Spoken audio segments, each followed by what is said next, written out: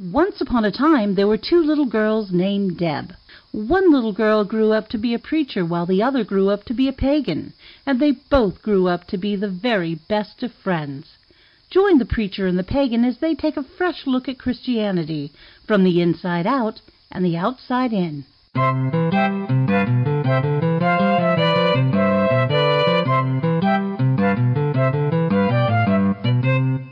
Thank you for joining the Preacher and the Pagan podcast. I'm Deb Bodwin in the USA, and my friend out in the Canadian wilderness is...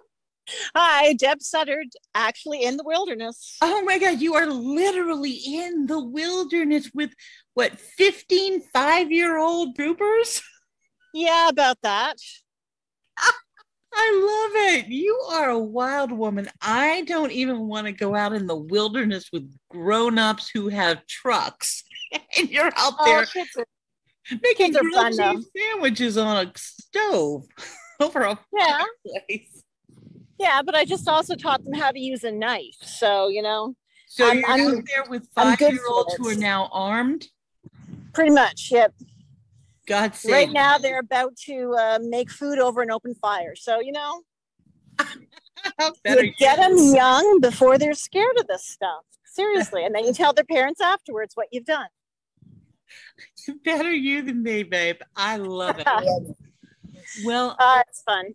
Well, we just are kind of doing this on the fly, and you came up with a fantastic topic for this month is that's women in the early Christian church.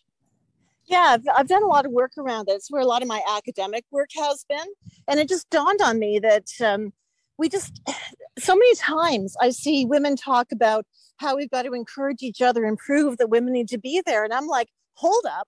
Women were there. There's no proof. Just take your place. You don't have to ask for permission. You were there from the beginning.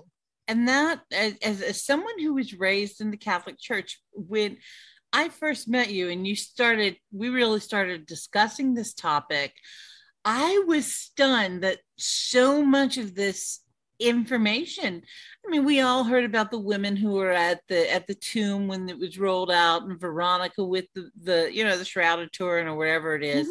Yeah. Yeah, I know. Yeah. Put that up there with the Da Vinci Code, hon. Pretty much. We were not taught about the early leaders who were women in the church. And when you were doing your research for your master's and let me read your thesis, I was like, damn girl, I feel cheated. Well, you were, all women were. I mean, I was at a conference in Germany, I guess, a few years ago. And I had this really well-learned person, a layman of the church. And that's what he called himself, layman, not layperson. And he looked at me and said, well, there wasn't that many women in the Bible anyway. And I'm like, are you kidding me? So I schooled him. He said, oh, okay, I'll read it. But I mean, all you have to do is turn to a good copy of Romans chapter 16. And there are like 5 or 6, maybe even 7 women listed. Mm-hmm. And their jobs are listed too. Well, it's not just something we're pulling out of our butts here. Women were intimately involved in the first centuries. Well, here's my question.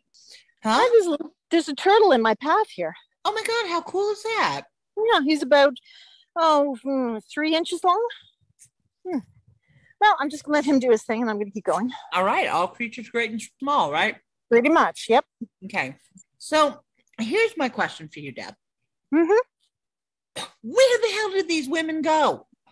Well, there's a few things going on. First of all, Constantine, when he came into power around 300s, the people who wanted to use the church as power were primarily men, and they kind of pushed the women out. But for the first 100 years or so, when Christianity was kind of like this ragtag team of folks who was speaking to, slaves and women and poor folk and whatever, women were very, very involved. When men started to realize there was something to this, some power they could have, then they started to write rules. The first rule of how much women could be involved came out around oh, 100, 120, somewhere like that. It's called the Didache. And I'm not going to quiz you on that, but Thank you. it essentially said what roles women were to have and what roles men were to have. So the church was a few generations in by that point in time. Can we blame the Greeks? No, this one we're going to lay at the feet of the Romans. Okay. I knew it was somebody. But yeah. now, as a scholar who makes this is actually your field of expertise. Yes. Was there any recordings of pushback from the women? There's not much recordings of anything at this point in time in history. I mean, we're talking people who didn't necessarily have access to writing implements, but I mean, when people were educated, they were educated to read, not write, because they're just, you couldn't go down to the corner store and, get some Hilroy scribblers and pens. It took, there's a lot of resources that went into writing things down. So that's why it was more or less saved for, couldn't go out to the local Papyrus R Us and grab a ream. No, not so much. No. So that's part of the problem. That's why we have to look to archaeology and what archaeology can tell us about that time period, because history is focusing on the written word. Archaeology, of course, does carvings and grave markers and all that kind of stuff. So just give me an idea. Give me, I've read your thesis and I was fascinated by it, but not all of our listeners had the opportunity to go through it with a red pen and find your typos.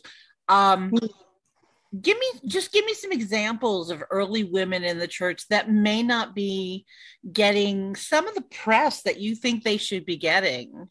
Okay. I referenced Romans chapter 16. That's a really good place to start, because the letter of Romans was written around 60 in the Common Era, and it was written by Paul. All of Paul's letters were written before the Gospels were written. So he's actually writing first and second generation believers. So if you look at Romans 16, right off the hop, Paul talks about Phoebe coming from Corinth, an area just southeast of Corinth. She is a deacon. That means that she was responsible for taking care of the money, some of the baptism, some of the education that was going on. So she had administrative responsibility in the community.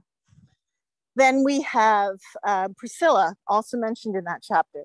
She was one of the early teachers, and she was so well known that her name comes up in the book of Acts as well, which was written, about 100, 110.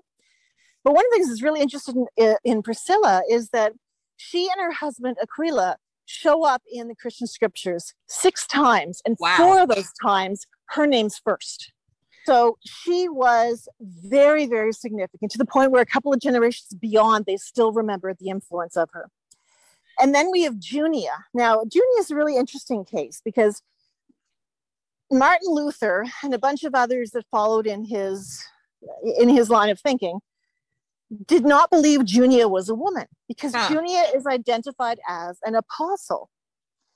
And Martin Luther, he was as good a scholar as could be found in his time, which means that he did not have access to stuff that I take for granted. But he could not accept that a woman would be identified as an apostle. And as an apostle, she would have gone out, basically a missionary from place to place. She and her partner, we assume is her husband, but there's no way to know that for sure. She and her male partner went out from place to place, and they were missionaries, essentially. They were apostles and missionaries. Right. And one of the things Martin Luther did is he decided that Junia was not the character's name, but it was actually supposed to be Junius. The thing is, there's no recording of the name Junius at that time in history. And all of the early church writers recognized Junia as a woman. So you can really tell if you've got a good translation by looking at Romans 16 and seeing if they've got Junia or Junius with Andronica as 2 apostles. It's amazing. Yeah. So what were the typical duties of a high-ranking woman in the early Christian church? Okay, well, first of all, when we're looking at the roles they played, they were roles, not titles. So this is another thing that trips people up, is a lot of, in the first couple of centuries, people were just doing jobs, and jobs had certain identification to them. Mm-hmm. And the deacons and the bishops were mostly the two jobs that were being filled. And they could bounce back and forth. They could stop being a deacon. They could be a deacon again. The bishops were basically your educating elders.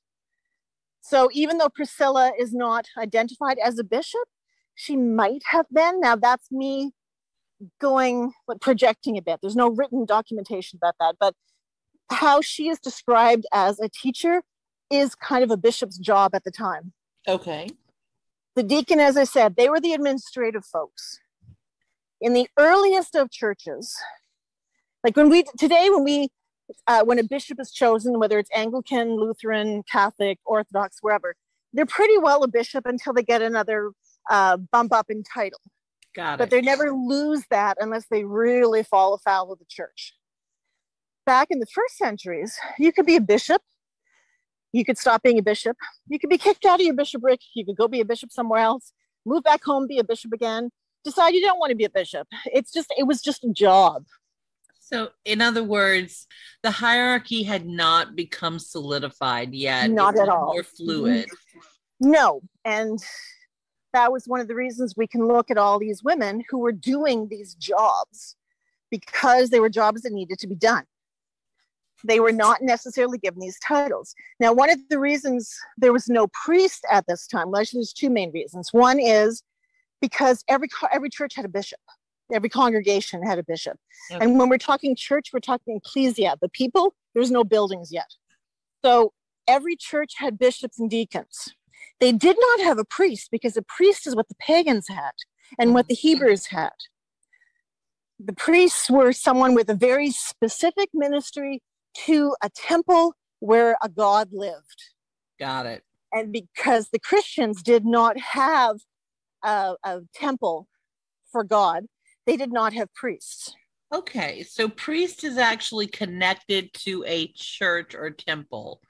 So if you a temple. Don't have church at this time is just the people. Okay, sorry. This is part of the challenge, is to be able to separate what these words meant 2,000 years ago, what they mean today, and how we can look at the changes that happened. Okay. So in my experience as pagans, women have very strong leadership roles in many of the pagan faiths, witches, priestesses. That's very common in the pagan. Mm-hmm. Contemporary wise, how did the role of women in Christianity compare to their contemporary Hebrew sisters or the pagan women in that part of the world? Were they more empowered because they were Christians, or was it actually fairly common among other groups? It was really common. And this is something that's not well known. There were women who led in synagogues before Jesus was born. There's a scholar by the name of Bernadette Bruton who has done work on this and found communal markers where a number of Hebrew women were identified as having leadership in various synagogues. In Greek worship, we had the whole oracles at Delphi. Oracles, thank you. Yes, the oracles was a huge role for women to play in that. You didn't want to mess with an oracle. No, not at all. In Roman culture, the Vestal Virgins had huge sway and influence over the community. So this was really typical for women to have significant leadership in spiritual communities. This is not something that Christians invented. This is something that would have just been seen as normative. So my question, I do have a question, and it may be my misunderstanding of how the Hebrew faith worked at that time, how the Hebrew culture, worked at that time. Mm-hmm. It was my understanding that women weren't allowed to in the temple. And That's right. so how The can they hold temple. positions of leadership In the if they're not synagogue. okay? The the Difference synagogue, between a temple and a synagogue. the synagogue movement came after the return of the Judean captives from Babylon. No one is really sure where it started, but they have excavated a number of synagogues that go right back to Jesus' time, even before. And the synagogue was a more communal place. So the Hebrew culture's primary place of worship was the temple. The temple did dictate how people were to live and how not. But the synagogues had schools, and they had prayer gatherings, and they had community gatherings, and they had lawyers could help you, and they had midwives and doctors who would be there. So it's a very different part of the Hebrew tradition. And women were in leadership there, not the synagogue, not the temple in Jerusalem. So you're right to point out there's a very big difference between the two. Well, it's just a matter of confusion. I mean, that's for those of us who are not really familiar with the Hebrew culture and the Hebrew faith, these words, it comes right back to it. What the words mean in popular parlance is very different from what they actually mean in practice. So if you don't know these things, it's the potential for a lot of confusion is really high. Yeah, it is absolutely. And that's why people who do my work have got to walk gently and describe a lot of things as we go, because the titles are the same. I mean, you're Catholic, so the word basilica means something to you. Mm-hmm. But the basilica was a Roman community gathering place where the Roman Senate did their thing. It was not associated with the Christians at all until well after Constantine took over. Right. And it is so funny. I'm thinking about this, and you're putting me in mind of my childhood. My aunt lived literally next door to our Catholic church. I mean, you could walk to church 500 yards. And people would actually park, instead of parking in the parking lot at the church, they'd park in her garage, her driveway, which was lovely. a thing. Yeah. But I think back of it, my aunt was very involved in that church. She taught Sunday school. Her daughter taught Sunday school. And when you really, really think about it, things like the Ladies' Altar Society and whatever the Protestant version of that is, in every church, if you really dig deep enough, women are always the backbone of the church. Yes, women are the ones who make sure that the altar is prepared and that the linens are cleaned. They clean the church. They make sure the flowers are there and the decorations are hung and all of that. And yet they do all the work and they have literally none of the power. Yeah. And that is not how it was in the first centuries. This is something that developed over time, with the church being more associated with political power and male power. But in the very beginning, women and men were pretty equal marks on who was responsible and who was in leadership, who were the teachers, who were the influencers. It was never a man's only faith. That's a later development. And you see, I think that's what causes a lot of the disconnect that I felt growing up in church. Because I would see all the women really doing all the business of the church. The nuns were teaching in the schools. The mothers and housewives and community women were, running the bake sales and all of these things that were raising funds for the church. And it never made sense that the people who were doing the most work had literally no power at all. Had to, they could do all that work, and a priest who had been there for 15 minutes could come and say, nope, I don't like it. Yeah. And they had to listen to it. Yeah. Yeah. And that was not there in the original years, the original centuries of the church. And I think it does a lot of harm to the Well, Christian faith, because a lot of women like me look at that and go, there's no place for me here except as a yeah. drudge. Yeah, precisely. And I mean, it has been in the best interests of the men in power, the men with titles, to keep knowledge to themselves. I mean, this is why the Reformation happened in the first place, is because the people wanted to have more knowledge of their faith. And the religious elites said, no, you couldn't handle it. You don't know enough. And that wasn't good enough. So what do you see the future of women in the church? Do you see a reformation coming of Christian women just saying, no, we're not taking it anymore. We do the work. We are half of this church, probably more than half. We're going to claim power. I mean, do you see that happening? Well, yeah, there's multiple parts of that. First of all, I'm low church Protestant.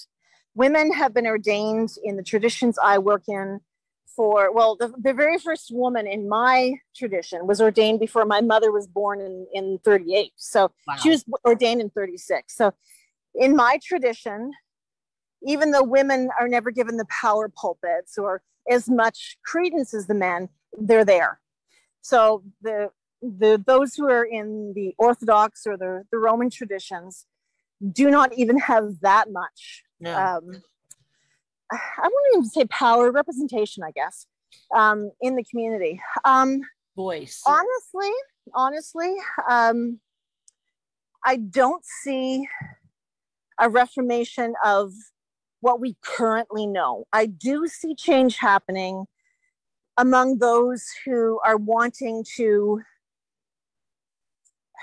reclaim genuine Christianity outside of the current institutions we have. And that's a whole other interesting conversation. And I wish I knew more of what that was going on, because Christianity is alive and well. People are just not showing up for church on Sunday morning. Well, so there's two different things going on there. Yeah. I'm sorry. So, if you've got a structure that wants to keep you ignorant, and doesn't want to give you any voice or active participation in your own faith, then why would you go to church? Well, exactly. And one of the things that kind of drives me personally a little crazy is when I see evangelical women, Protestant women, and Roman Catholic and Orthodox women still begging for a place, still trying to prove that women are there. We have over 40 years of scholarship, and that should be relied on. There should be no women begging or asking for a place. They should be going in there and saying, look, we have all the history of all the evidence we need. I agree. And unfortunately, it's like a lot of places, and not just in churches, but in a lot of companies, in a lot of states down here, women will go where they are valued. And what's going to happen is you're going to lose a lot of your brightest minds. You're going to lose a lot of your most passionate people, because if there's no place at the table for you, why the hell would you sit there and eat crumbs off the floor? Precisely. Yeah. Yeah. And that's happening. My second master's degree, I was sitting in class with an absolutely brilliant woman who was getting her master's in theology and had no interest at all in attending church. The subject fascinated her, but she could not see a place for herself in any worshiping community. And that's not strange. That's happening more and more. And you're starting to see some folks come back, and some trying to tinker with the institutions and make them a little more open and accepting, but it's tinkering. And it's still, in many ways, carrying out the work within the established framework of kowtowing to the power structure. And that's not helpful for a lot of folks.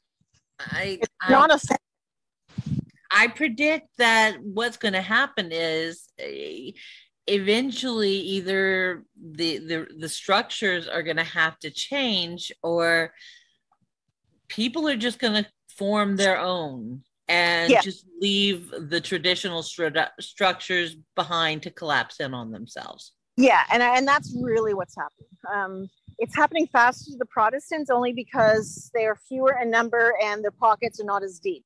But Catholics are now starting to lose churches and losing priesthoods because they can't pay for them. They can't support them in any way. Well, the combination of restrictive views and, no offense, but corruption being exposed is gonna hurt a lot of places. But the important takeaway, I think, is that women have always been a part of the church. Women have valuable things to offer the church and have just as much right to be there.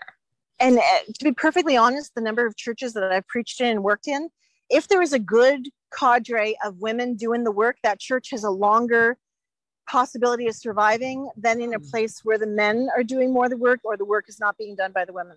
That's just my observation. That's not scientifically proven anywhere. It's what if I have engaged women, that congregation is going to last a lot longer than if I go in and people are just sitting like bumps on a log. So Deb, what would you say to men in the church? Just men who actually want to understand and have more equity in the church. What would your suggestions to them to be allies to the women in their churches? Well, I think it's the same as being allies in any other situation. I mean, just enlighten yourselves, find out more about what's going on. There's so many books out there about this stuff. And just, make space. Don't dominate the conversation. Make space for someone else to step up. And I tell white people in general the very same thing. If they're in a community with a lot of racialized folks, just sit down, let someone else influence what's going on, have part of the conversation. The thing is that the church has actively tried to present one single history where men were responsible from the beginning all the way up to the modern age, and because God was a man and Jesus was a man, the men are the ones that have been given the right to be responsible for the church. That is not biblical. That's not historical. So just call that out and just try to make space. And it's not as if the men have to sit down and not participate, because they're just as much a part of the community, but you don't dominate. Okay. So Deb, I hear you have a story about a wonderful priest or monk or something like that. Bishop Otto. He was in the 7th century, somewhere in France, I think. Mm-hmm. Anyway, he wrote this letter saying, of course we have women in the priesthood. There's not enough men to do the job. And about 5-10 years later, he writes another letter. And he says, oh, no, we've never had women in the priesthood ever. Women are not supposed to be there. And that's 7th century. So just because someone says it's not happening doesn't mean it really hasn't happened. Oh, if you look at the entire history of the church, the only time women did not have leadership was from about the Protestant Reformation, so we're talking early 1500s, up to about the mid 1800s, when women started getting it back, and the Salvation Army was ahead of us all as far as women there. So we're not talking 1,000 or 2,000 years of women not in leadership. We're only talking a couple hundred. So it's not as if women have not been doing this job. It's that the church has prioritized a certain telling of history, and we got to really challenge that and start to look for other opportunities. And for women have got to stop asking permission and just take up space. Absolutely. Women have always been there. There's no reason why we need to wait now and condition ourselves. And that's, as I said, evangelical women drive me just as crazy as Catholic women and Orthodox women who are waiting for the male priesthood to give them permission. they're not going to get permission. Just get in there and get it done. And there are women gatherings of Catholic priests. It's a tradition now where women are ordained in the apostolic succession in the Catholic Church, and they're doing communion. They're doing all sorts of other stuff that Catholic male priests are doing. It's a small group, but it exists.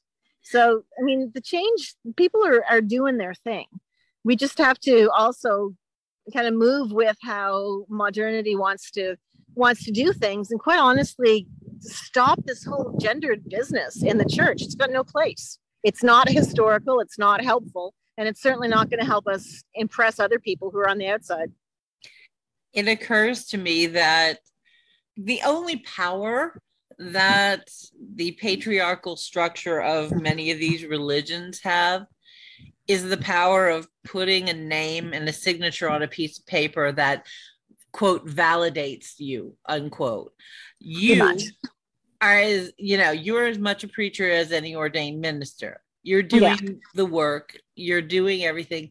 The only thing and that's what I think is going to wind up happening is people are going to say, look, this is our faith and we don't need your piece of paper. Yeah. And I think we have a higher authority that we answer to. And that is happening in places. Not so much with liberal leaning folks, more with conservative leaning folks, but it is happening. Why do you think that is? I would have thought it'd be the other way around. Well, part of it is because the Protestants like to cut themselves off from each other a little too well.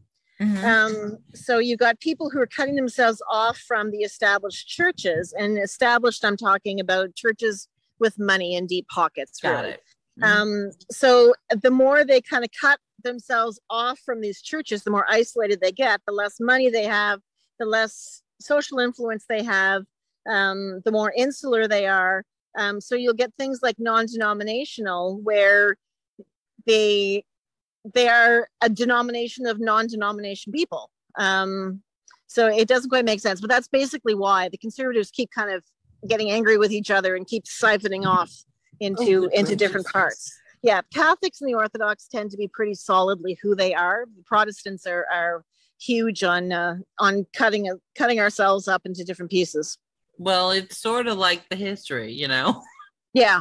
As far as the Catholics concerned, you're all just lapsed Catholics. Right, precisely. And as far as the Orthodox are concerned, you're all people who mistakenly followed the Pope of Rome when the Pope of all the other patriarchs was just kind of humoring him. So you go back far enough, they all are kind of looking at the next group as if you children who haven't figured this out yet. And the rest of us are just sitting here going, hey, you know what? you figure out the politics. We're just going to go ahead and live our lives. Precisely. And so much. I think that's why the church is losing so much power, is because they're so busy worrying about who's in charge that the people are just saying, nobody's in charge. We're on our own. That's a large part of it. And also how power is being abused and how money is being controlled. Those are the big ones. Man, we have covered some ground, haven't we? We have indeed. All right. So here's what I want you to do. Yeah. I want you to dig in that big brain of yours before you go out and play in the wildlife again. And I want you to find the name of one woman in the early church that our listeners should go up and just Google the heck out of. Oh my. Who do we want to find? Who do we want to know and have in our life? Oh, this is putting me on side. Theodora, maybe her name is a bishop, or Theophora, one of them. She's actually was a bishop in a town in Italy, 3rd, 4th, 5th century in there. And there is a mosaic with her picture where the is written out, scratched out, so that the name presents male. You are kidding. I am not kidding. No, it is. There is a mosaic with her picture and Mary, the mother of Jesus, and I'm not sure who else. There's 4 of them there. And her, the halo around her is a different shape because she was still alive and the others weren't. But I think it's Theophora, Theophila, or something like that. If and I wish I could send me a link. If you can send me a link of that, I will definitely link it in the show notes because I want to see that. Oh yeah. Well, that's the difference between me recording this outside by the river and me recording this at home by my computer. It's all good. We will find it because I need to see this, because I need to see the fact that they didn't have whiteout for freaking mosaics in the 7th century or however long ago it was. Oh my gosh, Deb, I could talk to you about this topic for 20, 15 years, which we kind of have. We have, yeah. But I really appreciate you sharing your knowledge on this, and I think we're going to go ahead and wrap up now. Yeah. Well, I will tell you that thesis you read, it's actually with an editor now. I'm hoping to get it published out there in the next year or 2 so that more people can read this research and see how it can apply to, if nothing else, can clear up some of their misunderstandings of what was going on in the early church. Do you have any of this information on the Barefoot Evangelist site? I might have a little bit of it in the section where things I wasn't taught in Sunday school. Okay. But it kind of pops up here and there in various places. It's not in a unified whole the way the book will be when it's finally published. Cool. Well, there you go, listeners. If you want to learn more about things you didn't learn in Sunday school, there's a place, barefootevangelist.ca. And Deb, I really, really appreciate this today. Did you have anything else you would like to say to our listeners before we wrap it up? No, I don't think so. I'm just sitting here watching the waves lap against the shoreline and thinking we covered this topic quite well. It's an important one. It's an important one. And I wouldn't be surprised if we revisit it, especially when I memorize some names again. Well, it was 100 degrees out at midnight last night, so there is no way I'm going anywhere outside. You enjoy the wilderness for me. I'll take the reins up in the winter. Okay. Okay, we'll do that. All right. I'm Deb Beaudoin. I'm Deb Suttard. And thank you guys. We are the Preacher and the Pagan. Have a wonderful, wonderful day. Bye. Bye-bye. You've been listening to The Preacher and the Pagan with Deborah Suttard and Deborah Beaudoin. This podcast is a two-lady podcast production in conjunction with the Barefoot Evangelist. Our producer and sound editor is Catherine Gordon. Our theme music was composed by Deborah Beaudoin. You can reach us at thepreacherandthepagan@gmail.com or by visiting our website at barefootevangelist.ca/podcast.